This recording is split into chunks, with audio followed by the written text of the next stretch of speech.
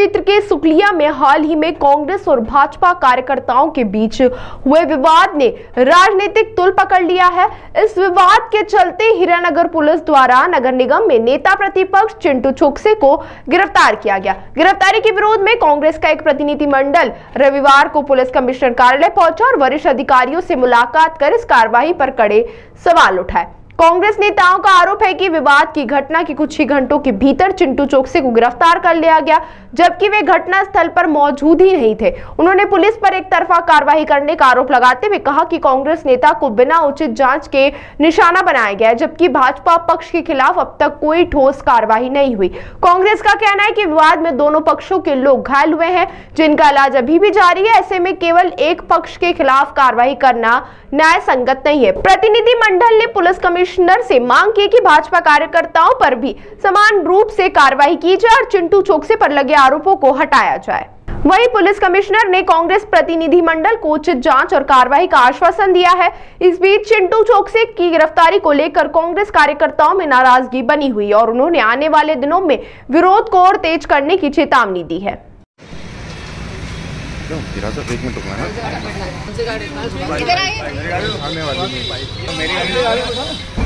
गाड़ी तो मैं ले सकता हूँ ना।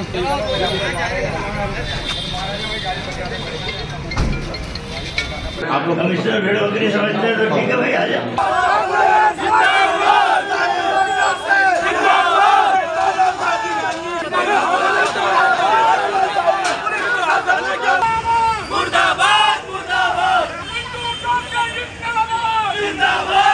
देखो, हमारा विपक्ष का नेता चिंटू चोकसे के साथ जो कार्रवाई हुई है वो द्वेषतापूर्व हुई है।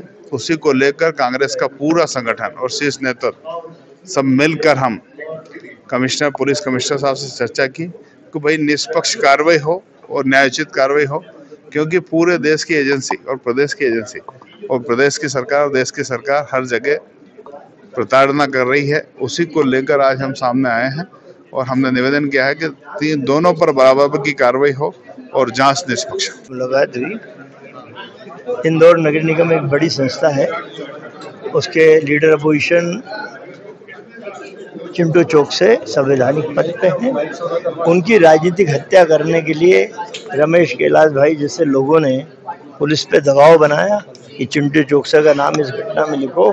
जितनी चोट सामने वाले को लगी उतनी ही चिंटू चोकसे के भतीजे को भी लगी। दोनों को हेड इंजरी है, लेकिन अभी सामने वाले की रिपोर्ट लिख ली। हमने अभी आग्रह किया तो उन्होंने कहा कि ठीक है, हम क्रॉस कंप्लेंट जरूर करेंगे कि सामने वाले चिंटू चोकसे के भतीजे को भी चोट लगी है।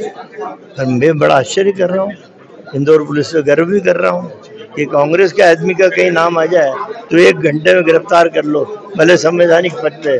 और एक अदना पार्षद घटनाक्रम करता है बीजेपी का, जिसके टीवी फुटेज पूरे देश और दुनिया ने देखे, एक दूसरे पार्षद के घर पे जाके मारा पीटी तांडव करता है। आज तक उस पर कोई गिरफ्तारी नहीं हुई कोई। तो मैं गर्व किया मैंने कि इतनी निष्पक्ष पुलिस कि कांग्रेस पे हो तत्काल गिरफ्तार कर लो, बीजेपी हो तो साल भर तक चलेगा। डेफिनेटली रमेश कैलाश जैसे लोगों का दबाव पुलिस पे है।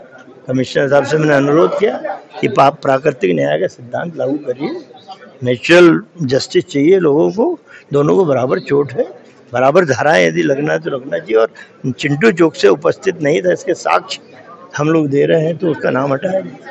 क्या कहना चाहेंगे, आज आपकी मुलाकात हुई क्या? नहीं, बोल तो दिया, अभी सारी बात आ रही देख रहा है। जब गैर भाजपाई नेताओं पर जिस तरह से कार्रवाई हो रही है और जिस तरह से 307 लगा के उन्हें गिरफ्तार किया जा रहा है, बहुत ही दुर्भाग्यपूर्ण है। वही दबाव सरकारी अफसरों पे जो पूरे देश में चल रहा है, जो पुलिस, ईडी, सीबीआई सब पे चल रहा है, वही इंदौर में भी हम देख रहे हैं और बहुत ही दुर्भाग्यपूर्ण है।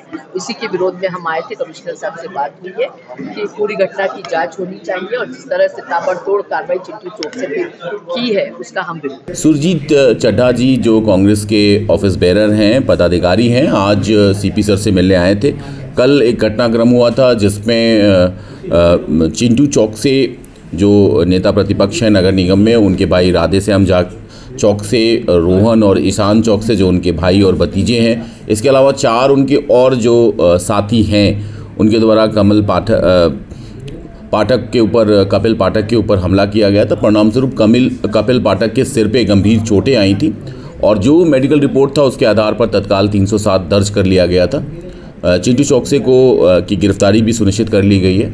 जो दूसरा व्यक्ति दूसरे पार्टी का घायल है वो अभी कुछ बोलने की स्थिति में नहीं है और जैसा मेडिकल रिपोर्ट सामने आई है, मेडिकल रिपोर्ट और सारी जो मेडिकल स्टेटस है, स्पेशली पैथोलॉजी और उनका जो और टेस्ट है उसकी भी हम रिपोर्ट मांगेंगे। लेकिन हम दूसरे पक्ष की भी जो शिकायतें हैं उसको अमल में लाएंगे और जो भी क्रिमिनलिटी इन्वॉल्व है उसके मद्देनजर रखते हुए कार्रवाई करेंगे। सर, ऐसा बताया जा रहा है कि चिंटू चौक से घटनास्थल पर नहीं था, जिसका सीसीटीवी। देखिए, वो हमारी जांच का विषय है। सीसीटीवी फुटेज हम खंगालेंगे, घटनाक्रम कैसे हुआ, और भी हमारे टूल्स हैं, टेक्निकल टूल्स को हम यूज़ करते हैं विवेचना में।